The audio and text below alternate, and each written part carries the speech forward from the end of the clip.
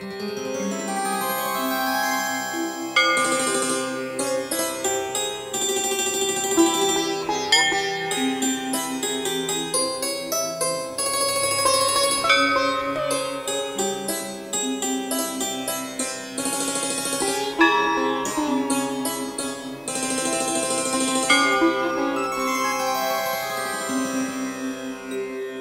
श्रीमदय्यप्पदीक्षितविरचितं महामहिमान्वितम् आदित्यस्तोत्रम् विस्तारायाममानं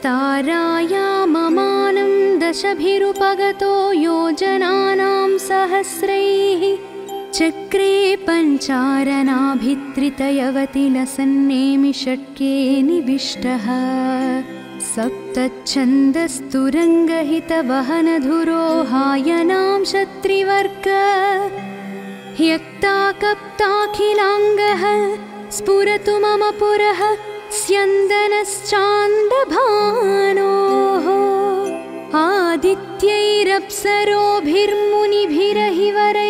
आदित्यैरप्सरोभिर्मुनिभिरहिवरैर्ग्रामणीयातु धानैः गन्धर्वैर्वाखिलैः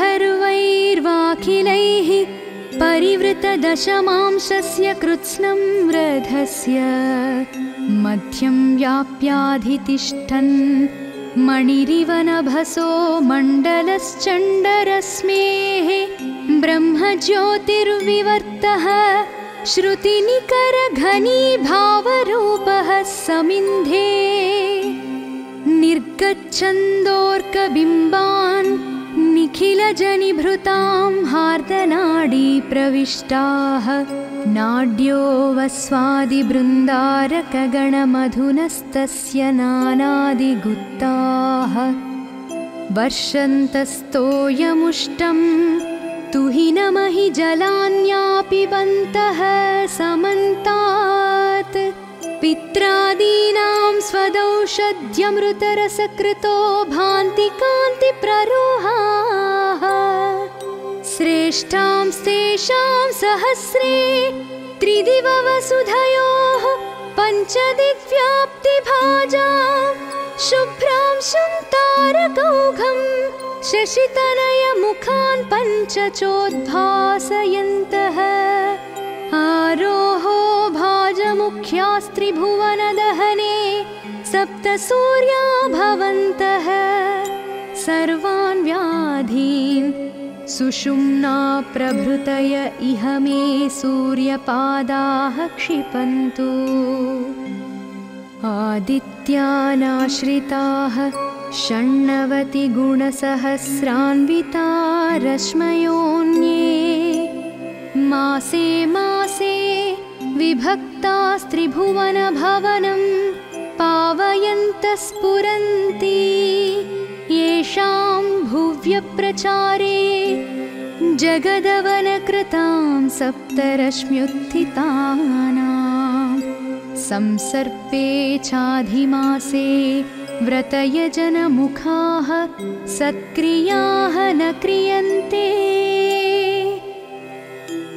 आदित्यां मण्डलान्तः स्फुरदरुणवपुस्तेजसा व्याप्तविश्वं प्रातर्मध्याह्नसायं समयविभजनादृग्यजुस्सामसेव्यं प्राप्यं च प्रापकं च प्रथितमतिपथिज्ञानिनामुत्तरस्मिन् साक्षात् ब्रह्मेत्युपास्यं सकलभयहराभ्युद्गमं संश्रयामि यच्छक्त्याधिष्ठितानां तपनहिमजलोत्सर्जनादिर्जगत्याम् आदित्यानामशेषः प्रभवति नियतः स्वस्वमासाधिकारः यत्प्राधान्यं व्यनक्ति स्वयमपि भगवान् द्वादशस्तेषु भूत्वा तं त्रैलोक्यस्य मूलं प्रणमत परमं दैवतं सप्तसप्तिम् स्वः स्त्रीगन्धर्वयक्षा मुनिवरभुजगा यातु धानाश्च नित्यं नृत्यैर् स्तुतिभिर्गीतैरभीषु ग्रहनुतिवहनैरग्रतः सेवया च यस्य प्रीतिं वितन्वन्त्यमितपरिकरा द्वादश द्वादशैते हृद्याभिर्वालखिल्याः सरणिभणितिभिस्तं भजे लोकबन्धुम् ब्रह्माण्डे यस्य जन्मोदितमुषसि परब्रह्ममुख्यात्मजस्य ध्येयं रूपं शिरोदोश्चरणपदजुषा व्याहृतीनां त्रयेण तत्सत्यं ब्रह्म पश्याम्यहरहमभिदं नित्यमादित्यरूपं भूतानां भूनभत्स्वः प्रभृतिषु वसतां प्राणसूक्ष्मांशमेकम् आदित्ये लोकचक्षुष्य वहितमनसां योगिनां दृश्यमन्तः स्वच्छस्वर्णाभमूर्तिं विदलितनलिनोदारदृश्याक्षियुग्मं रुक्सामोद्गानगेष्णं निरतिशयलसल्लोककामेशभावम् सर्वावत्योदितत्वादुदितसमुदितं ब्रह्मशम्भुं प्रपद्ये ओमित्युद्गीतभक्तेरवयवपदवीं प्राप्तवत्यक्षरेऽस्मिन् यस्योपास्तिः समस्तं दुरितमपनयत्वर्कबिम्बे स्थितस्य यत्पूजैकप्रधानान्यघमखिलमपि घ्नन्ति कृच्छ्रव्रतानि ध्यातः सर्वोपतापान् हरतु परशिवः सोऽयमाद्योऽभिषज्ञः आदित्ये मण्डलार्चिः पुरुषविभिदयाद्यन्तमध्यागमात्मा न्यागोपालाङ्गनाभ्यो नयनपथजुषा ज्योतिषा दीप्यमानम् गायत्री मन्त्रसेव्यं निखिलजनधियां प्रेरकं विश्वरूपं नीलग्रीवं त्रिनेत्रं शिवमनिशमुमावल्लभं संश्रयामि अभ्राकल्पः शताङ्गः स्थिरपणितिमयं मण्डलं रश्मिभेदाः साहस्रास्तेषु सप्तश्रुतिभिरभिहिताः किञ्चिन्दूनाश्च लक्षाः एकैकेषां चतस्रस्तदनु दिनमणेरादिदेवस्य तिस्रः कप्ताः तत्तत्प्रभावप्रकटनमहिताः स्रग्धरा द्वादशैताः दुःस्वप्नं दुर्निमित्तं दुरितमखिलमप्यामयानप्यसाध्यान् दोषान् दुःस्थानसंस्थग्रहगणजनितान् दुष्टभूतान् ग्रहादीन् निर्धूनोति स्थिरां च श्रियमिह लभते मुक्तिमभ्येति चान्ते संकीर्त्य स्तोत्ररत्नं सकृदपि मनुजः प्रत्यहं प्रत्युरह्ना इति श्रीमदयप्पदीक्षितविरचित श्रीमदादित्यस्तोत्ररत्नं सम्पूर्णम्।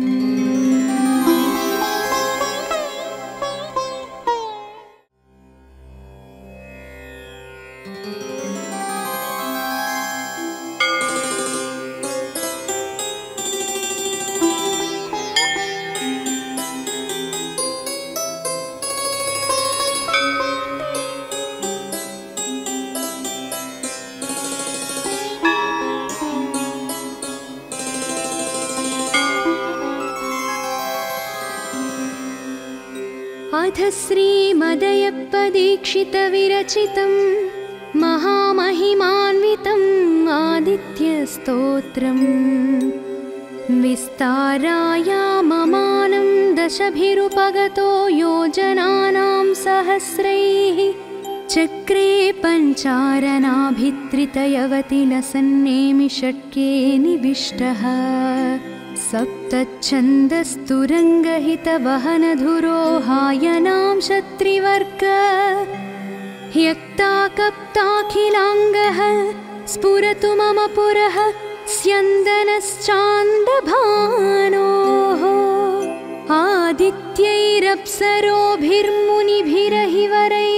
आदित्यैरप्सरोभिर्मुनिभिरहिवरैर्ग्रामणीयातु धानैः गन्धर्वैर्वाखिलैः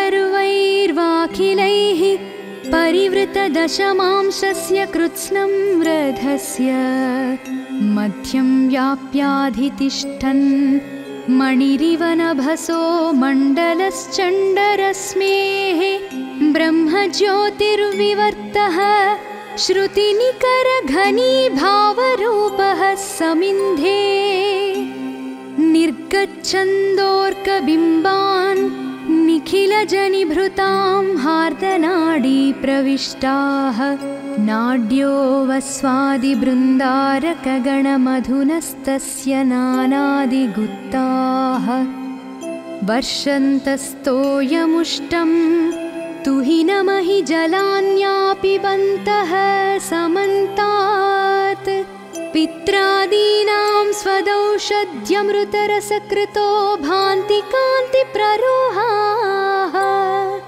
श्रेष्ठां स्तेषां सहस्रे त्रिदिववसुधयोः पञ्चदिग्व्याप्तिभाजां शुभ्रां तारकौघं शशितनयमुखान् पञ्चचोद्भासयन्तः आरोहो भाजमुख्यास्त्रिभुवनदहने सप्तसूर्या भवन्तः सर्वान् व्याधीन् सुषुम्ना प्रभृतय इह मे सूर्यपादाः क्षिपन्तु आदित्यानाश्रिताः षण्णवतिगुणसहस्रान्विता रश्मयोऽन्ये मासे मासे विभक्तास्त्रिभुवनभवनं पावयन्तः स्फुरन्ति येषां भुव्यप्रचारे जगदवनकृतां सप्तरश्म्युत्थितानां संसर्पे चाधिमासे व्रतयजनमुखाः सत्क्रियाः न क्रियन्ते आदित्यां मण्डलान्तः स्फुरदरुणवपुस्तेजसा व्याप्तविश्वं प्रातर्मध्याह्नसायं समयविभजनादृग्यजुस्सामसेव्यं प्राप्यं च प्रापकं च प्रथितमतिपथिज्ञानिनामुत्तरस्मिन् साक्षात् ब्रह्मेत्युपास्यं सकलभयहराभ्युद्गमं संश्रयामि यच्छक्त्याधिष्ठितानां तपनहिमजलोत्सर्जनादिर्जगत्याम् आदित्यानामशेषः प्रभवति नियतः स्वस्वमासाधिकारः यत्प्राधान्यं व्यनक्ति स्वयमपि भगवान् द्वादशस्तेषु भूत्वा तं त्रैलोक्यस्य मूलं प्रणमत परमं दैवतं सप्तसप्तिम् स्वः स्त्रीगन्धर्वयक्षा मुनिवरभुजगा यातु धानाश्च नित्यं नृत्यैर्गीतैरभीषु ग्रहनुतिवहनैरग्रतः सेवया च यस्य प्रीतिं वितन्वन्त्यमितपरिकरा द्वादश द्वादशैते हृद्याभिर्वालखिल्याः सरणिभणितिभिस्तं भजे लोकबन्धुं ब्रह्माण्डे यस्य जन्मोदितमुषसि परब्रह्ममुख्यात्मजस्य ध्येयं रूपं शिरोदोश्चरणपदजुषा व्याहृतीनां त्रयेण तत्सत्यं ब्रह्म पश्याम्यहरहमभिदं नित्यमादित्यरूपं भूतानां भूनभत्स्वः प्रभृतिषु वसतां प्राणसूक्ष्मांशमेकम् आदित्ये लोकचक्षुष्य वहितमनसां योगिनां दृश्यमन्तः स्वच्छस्वर्णाभमूर्तिं विदलितनलिनोदारदृश्याक्षियुग्मं रुक्सामोद्गानगेष्णं निरतिशयलसल्लोककामेशभावम् सर्वावत्योदितत्वादुदितसमुदितं ब्रह्मशम्भुं प्रपद्ये ओमित्युद्गीतभक्तेरवयवपदवीं प्राप्तवक्त्यक्षरेऽस्मिन् यस्योपास्तिः समस्तं दुरितमपनयत्वर्कबिम्बे स्थितस्य यत्पूजैकप्रधानान्यघमखिलमपि घ्नन्ति कृच्छ्रव्रतानि ध्यातः सर्वोपतापान् हरतु परशिवः सोऽयमाद्योऽभिषज्ञः आदित्ये मण्डलार्चिः पुरुषविभिदयाद्यन्तमध्यागमात्मा न्यागोपालाङ्गनाभ्यो नयनपथजुषा ज्योतिषा दीप्यमानम् गायत्री मन्त्रसेव्यं निखिलजनधियां प्रेरकं विश्वरूपं नीलग्रीवं त्रिनेत्रं शिवमनिशमुमावल्लभं संश्रयामि अभ्राकल्पः शताङ्गः स्थिरपणितिमयं मण्डलं रश्मिभेदाः साहस्रास्तेषु सप्तश्रुतिभिरभिहिताः किञ्चिन्दूनाश्च लक्षाः एकैकेषां चतस्रस्तदनु दिनमणेरादिदेवस्य तिस्रः कप्ताः तत्तत्प्रभावप्रकटनमहिताः स्रग्धरा द्वादशैताः दुःस्वप्नं दुर्निमित्तं दुरितमखिलमप्यामयानप्यसाध्यान् दोषान् दुःस्थानसंस्थग्रहगणजनितान् दुष्टभूतान् ग्रहादीन् निर्धूनोति स्थिरां च श्रियमिह लभते मुक्तिमभ्येति चान्ते संकीर्त्य स्तोत्ररत्नं सकृदपि मनुजः प्रत्यहं प्रत्युरह्ना इति श्रीमदयप्पदीक्षितविरचित श्रीमदादित्यस्तोत्ररत्नं सम्पूर्णम्।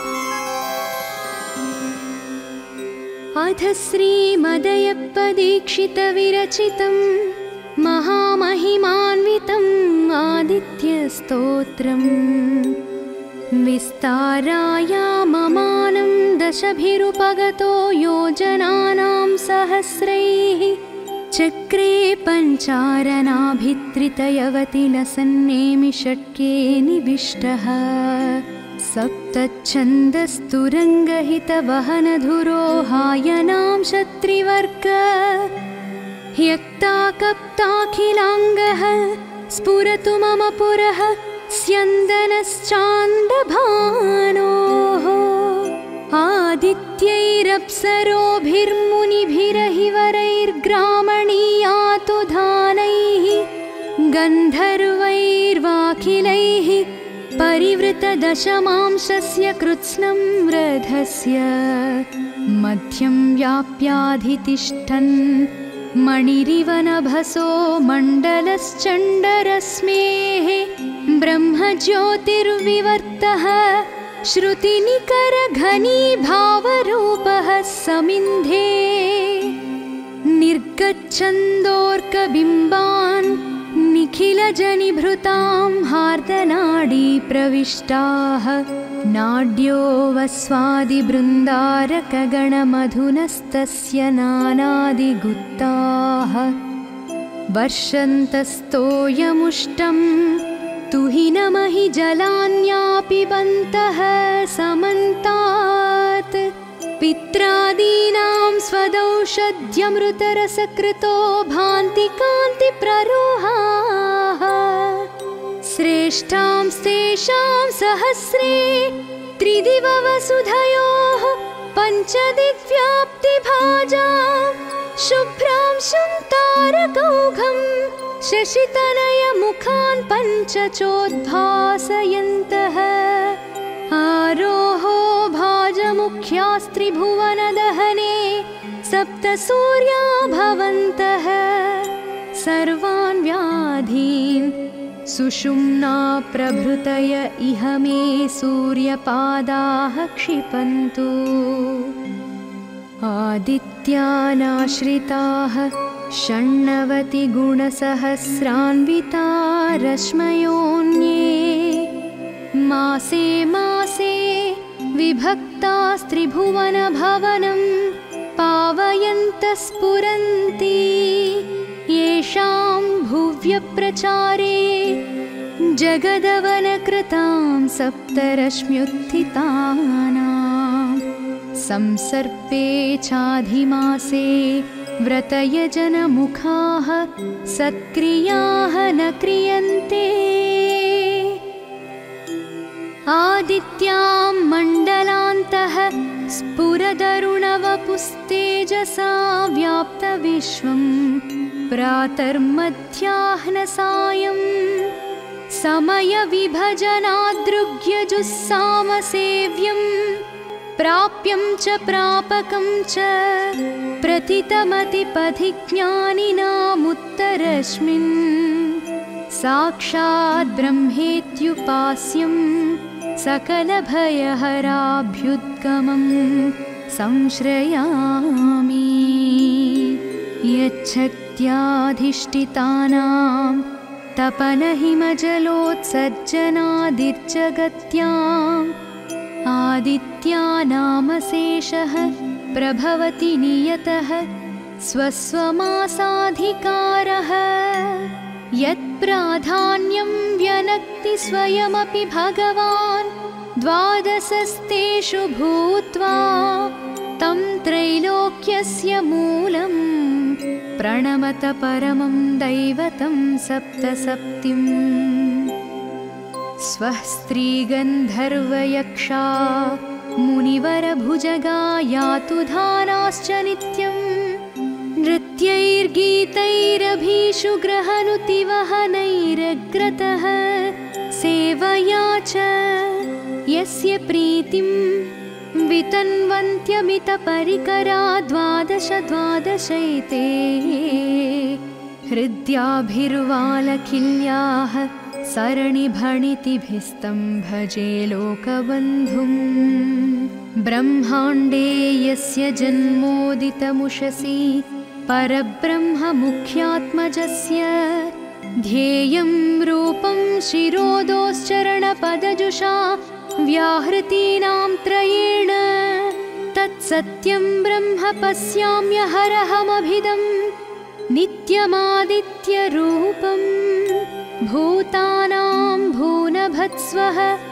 प्रभृतिषु वसतां प्राणसूक्ष्मांशमेकम् आदित्ये लोकचक्षुष्य वहितमनसां योगिनां दृश्यमन्तः स्वच्छस्वर्णाभमूर्तिं विदलितनलिनोदारदृश्याक्षियुग्मम् रुक्सामोद्गानगेष्णं निरतिशयलसल्लोककामेशभावं सर्वावत्योदितत्वादुदितसमुदितं ब्रह्मशम्भुं प्रपद्ये ओमित्युद्गीतभक्तेरवयवपदवीं प्राप्तवक्त्यक्षरेऽस्मिन् यस्योपास्तिः समस्तं दुरितमपनयत्वर्कबिम्बे स्थितस्य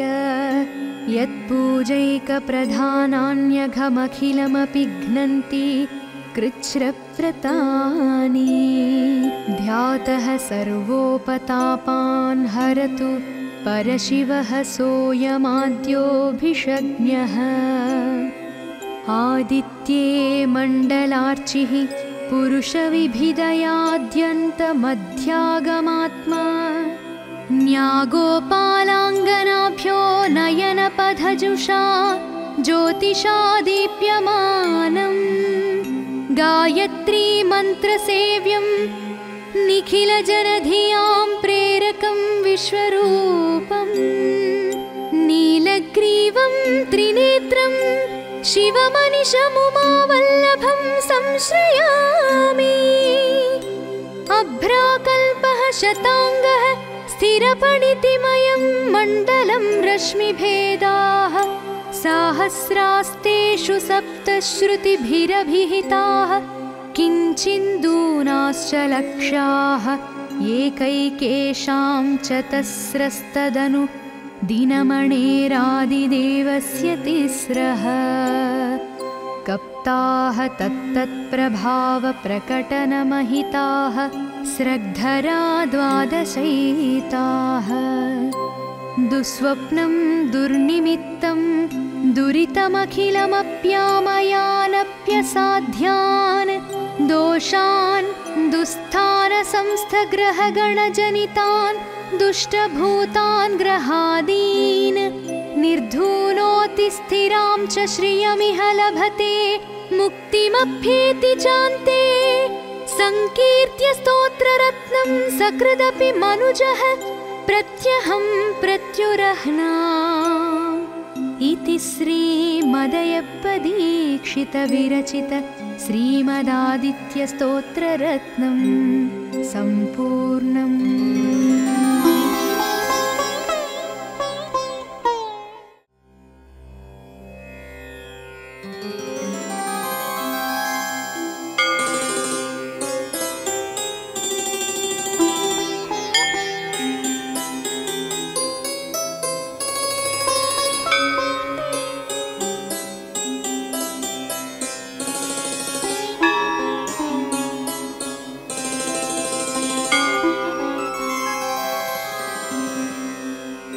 अथ श्रीमदयप्पदीक्षितविरचितं महामहिमान्वितम् आदित्यस्तोत्रम्। विस्तारायाममानं दशभिरुपगतो योजनानां सहस्रैः। चक्रे पञ्चारणाभित्रितयवति लसन्नेमि षट्के निविष्टः। सप्तच्छन्दस्तुरङ्गहितवहनधुरो हायनां शत्रिवर्ग। ह्यक्ताकप्ताखिलाङ्गः स्फुरतु मम पुरः स्यन्दनश्चान्दभानोः। आदित्यैरप्सरोभिर्मुनिभिरहिवरैर्ग्रामणीयातु धानैः। गन्धर्वैर्वाखिलैः परिवृतदशमांशस्य कृत्स्नं रथस्य। मध्यं व्याप्याधितिष्ठन् मणिरिव नभसो मण्डलश्चण्डरश्मेः। ब्रह्मज्योतिर्विवर्तः श्रुतिनिकरघनीभावरूपः समिन्धे। निर्गच्छन्दोर्कबिम्बान् निखिलजनिभृतां हार्दनाडी प्रविष्टाः। नाड्यो वस्वादिबृन्दारकगणमधुनस्तस्य नानादिगुप्ताः। वर्षन्तस्तोयमुष्टं तुहिनमहि जलान्यापिबन्तः समन्तात्। पित्रादीनां स्वदौषध्यमृतरसकृतो भान्ति कान्तिप्ररोहाः। श्रेष्ठां स्तेषां सहस्रे त्रिदिववसुधयोः पञ्चदिग्व्याप्तिभाजां। शुभ्रांशुं तारकौघं शशितनयमुखान् पञ्चचोद्भासयन्तः आरोहो भाजमुख्यास्त्रिभुवनदहने सप्तसूर्या भवन्तः सर्वान् व्याधीन् सुषुम्ना प्रभृतय इह मे सूर्यपादाः क्षिपन्तु आदित्यानाश्रिताः